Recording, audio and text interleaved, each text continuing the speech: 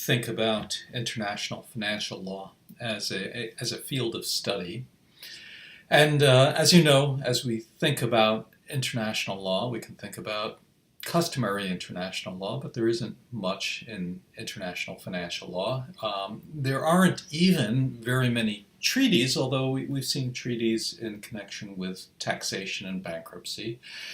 In the area of financial regulation relating to banks and securities regulation, we see more soft law.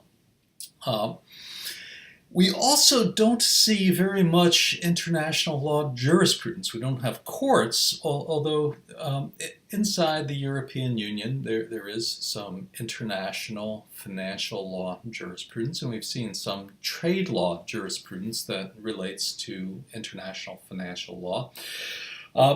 Even international investment law and investor-state dispute settlement do very little with respect to international financial law as we've been defining it. But what we see in international financial law is a greater role for domestic law that's externally oriented, that governs the foreign activities of domestic persons and the domestic activities of foreign persons. And so there's a greater role for comparative law and very importantly for choice of law, for determining which country's laws apply. And so one question is, do we have a way to critique existing or proposed international law, treaties or soft law? And the tools of criticism would be things like determining whether those things are coherent, whether they're consistent with their goals, kind of means-ends analysis.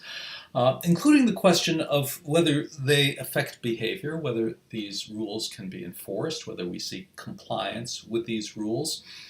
We can analyze them using a kind of external legal analysis. Is there due process? Is there legitimacy? Is there proportionality? A political analysis. Do strong actors in states seem to find this acceptable? And maybe most attractively, a normative economic analysis. Does this type of rule achieve greater welfare?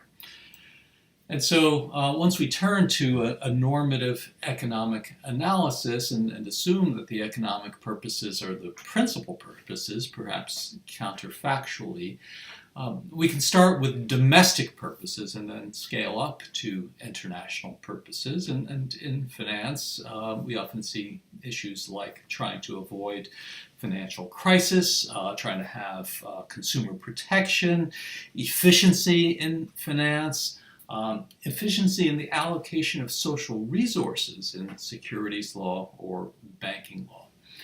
And so those are the domestic purposes, but then we scale up and we look at international purposes. What would be the reason why states would cooperate with others, would join with others? And here the question is, does one state's policy, does one state's law have adverse or perhaps benevolent effects on other states? Are there international public goods in areas like avoiding financial crisis? And how do we assess those kinds of goals? To really work with normative economic analysis, we need to have both a theoretical and preferably an empirical analysis of the relationship between law and these types of goals. So as we consider cooperation, international law in the area of international financial law, I think it's important to determine a unit of analysis and to start with a very discrete, very atomized unit of analysis, like a single coherent rule, like disclosure of some set of facts in securities regulation, or a limitation on principal trading in derivatives, things of that level of specificity. And then think about related rules based on natural linkages, expertise, areas of reciprocity. Can we reciprocate with other states in these areas? Can we make an exchange with them? And there may be economies of scale or scope that say, let's govern all of securities regulation in the International Organization for Securities Commissions.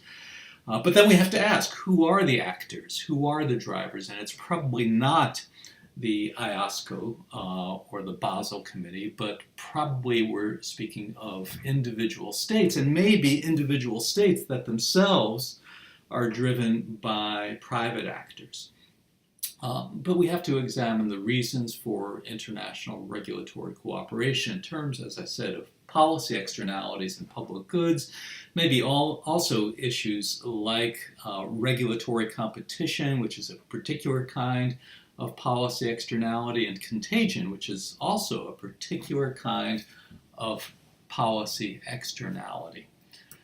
So then Verdier looks at international financial law and tries to assess what are the reasons for international financial law, and looks at, first of all, enforcement, cross-border supervision and enforcement assistance. A country has a certain regulatory system, but because finance is international, because this business is international, sometimes in order to enforce the law, in order to supervise compliance with the law, we need international cooperation.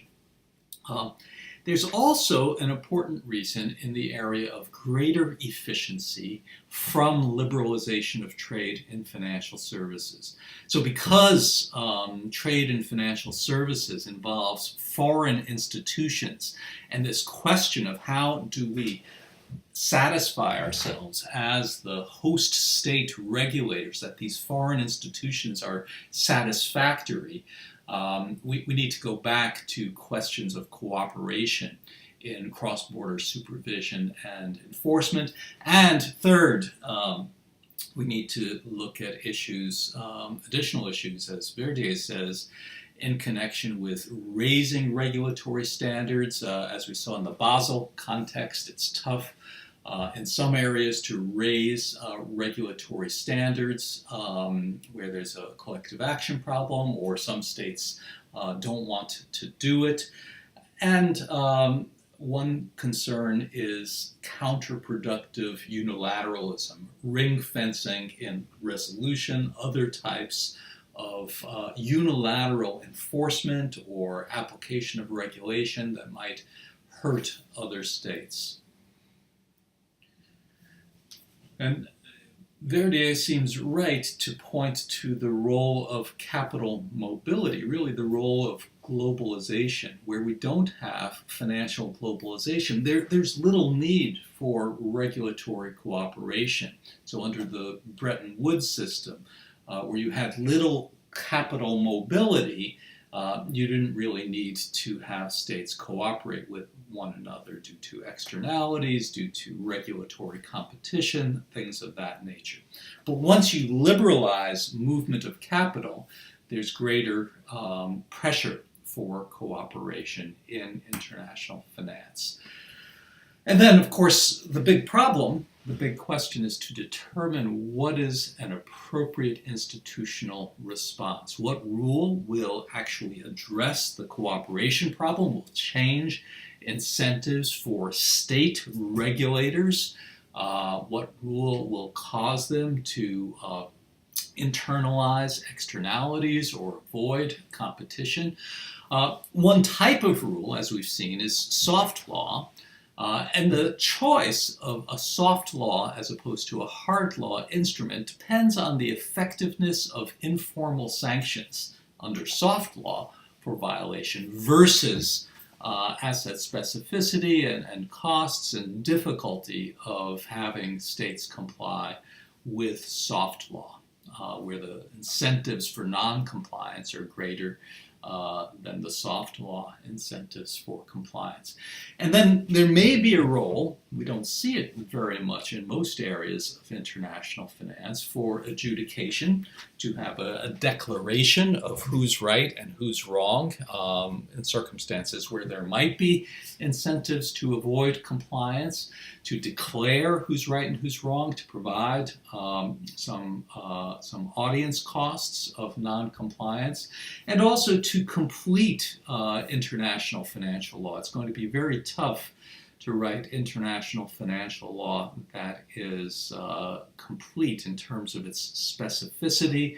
And so we need to have adjudication to look at particular factual circumstances, to apply broad standards, where we can't always write very specific rules.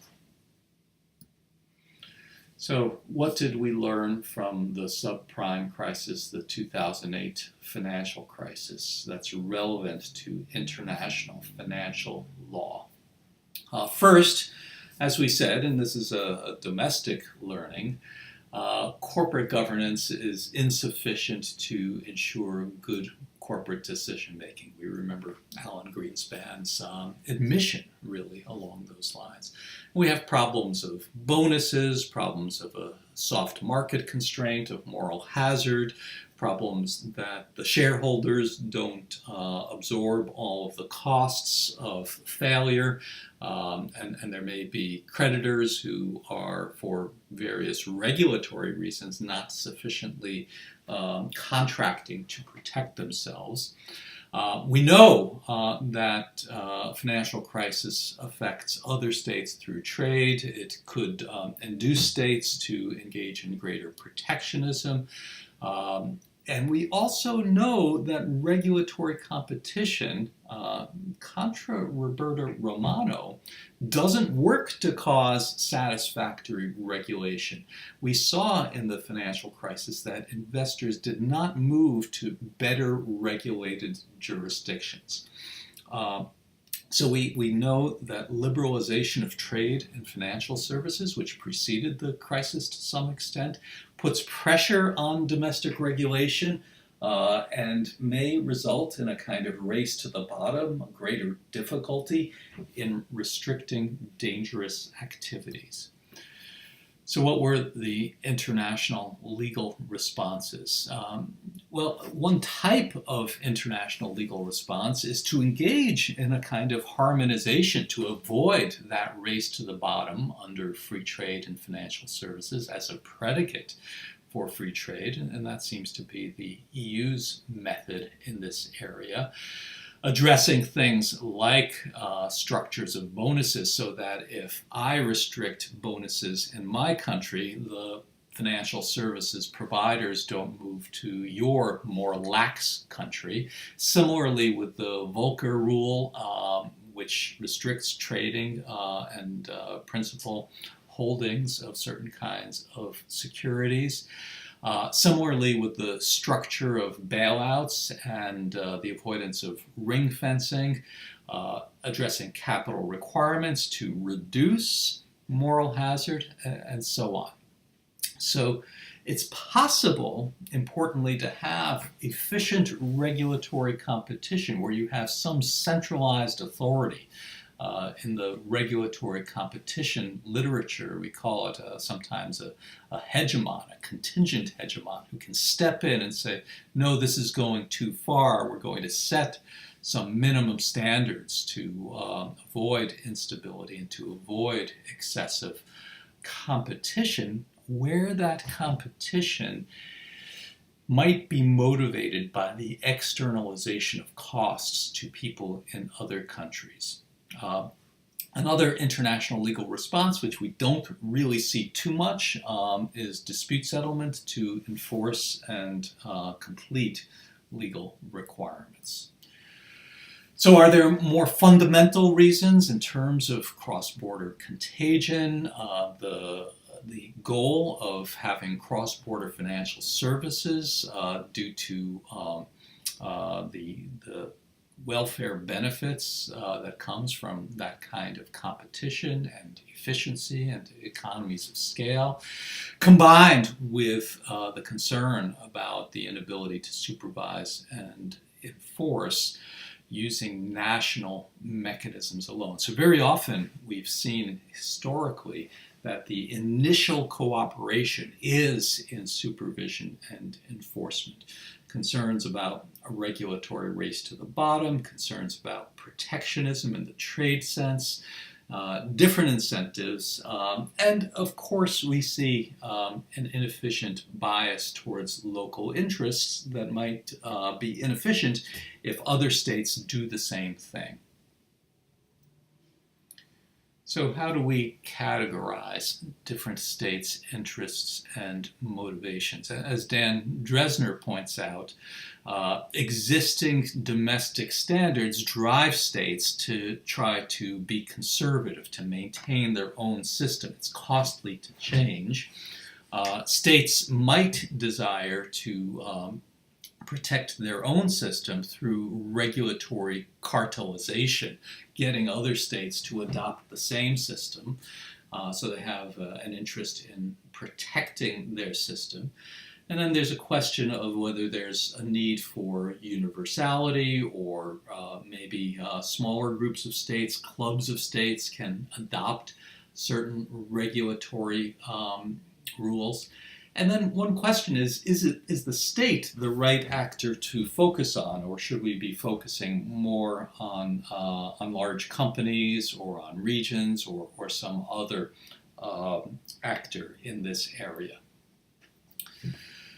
It's important to compare cooperation to regulatory unilateralism. And of course, if you have a strong player, a hegemon, that player might contribute to the system by establishing order and maybe accepting something that is not ideal for that state in order to have that stability. And this is a great power kind of explanation, where states through regulatory unilateralism might protect the world through their extraterritoriality. There might also be, if you have large states acting unilaterally, where other players, financial service providers or financial actors from other countries want to access that state, there may be a kind of California effect where foreign persons want to comply with that great state's regulation because they'll have to do it anyway when they go and do business in that great state. And we see this in the capital area, certainly. And then I've mentioned to you that we have this possibility of unimultilateralism, and really it's a generalization of the point that really all international cooperation comes from individual states' desires, and often starts with strong countries promoting soft law in the Basel or other forums. And then they harden it through the IMF's review of standards and codes, through World Bank conditionality, through the Financial Action Task Force in tax, or perhaps through the OECD.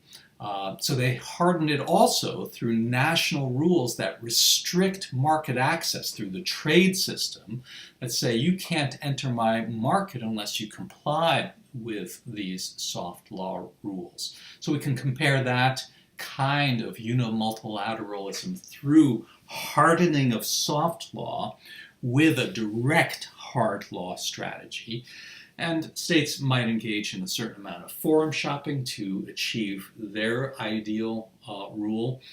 We have questions of formal compliance that is not really effective versus substantive compliance, something that Verdier points out can happen under soft law rules where states purport to comply, their actors purport to comply, but the compliance isn't substantively satisfactory. So this is Verdier's critique of soft law, that you have this kind of fake compliance, emulating compliance. Soft law is simply inefficient for some kinds of obligations, like lender of last resort responsibility or financial institution resolution. It's ineffective against states that don't participate, against certain kinds of offshore financial centers that aren't really interested in participating.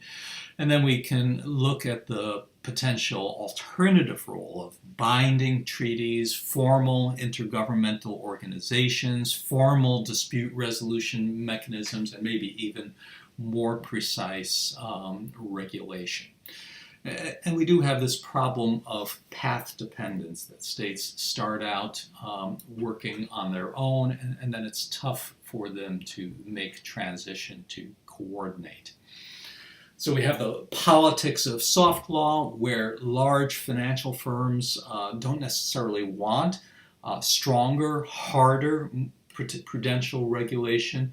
Powerful countries can act unilaterally, and so there are bureaucratic reasons why regulators might prefer controlling soft law rather than involving others in hard law. So these are some of the rationales for using soft law instead of hard law in this field. Developing countries are different.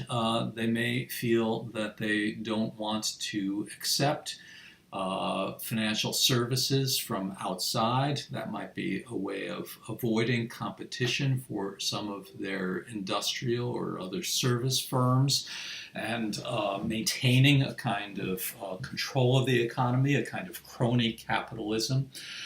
Where there are political rents to be gained from non-competitive finance, and the ability to externalize the costs of these circumstances under globalization. We also have learning in the international sector about the relationship between macroeconomics and regulation. So macroprudential problems, where monetary surpluses can cause regulatory problems. You have too much money, and then you have weak credit practices because the banks are trying to redeploy the money, or the financial institutions are trying to do that. So macroeconomic management measures can cause policy externalities, and poor country surpluses are no longer too small to worry about. So we have circumstances where wealthy countries need to deal with those activities of poor countries that create surpluses. So what is the future of international financial law? Assuming globalization continues and increases mobility, we'll have increased regulatory competition. And increased competition combined with a safety net is a dangerous combination that can cause great losses. We can have increased contagion, and the mobility of capital can precipitate runs from one country to another instead of from one bank to another. But as barriers to entry are decreased, one countervailing factor is that too big to fail becomes bigger. You can allow a domestic financial institution to fail if foreign financial institutions can come in and take the domestic one's place. Also, development increases convergence on views regarding what is appropriate in regulation and in monetary policy. So you have less asymmetry, increasing economies of scale. But under harmonization, there may be more pressure to defect. And there's also greater scope for utility for adjudication to enforce harmonization and to complete incomplete international law contracts, to make greater specifications. So the implication is that there's greater scope for international regulation, perhaps in some ways modeled on the European Union.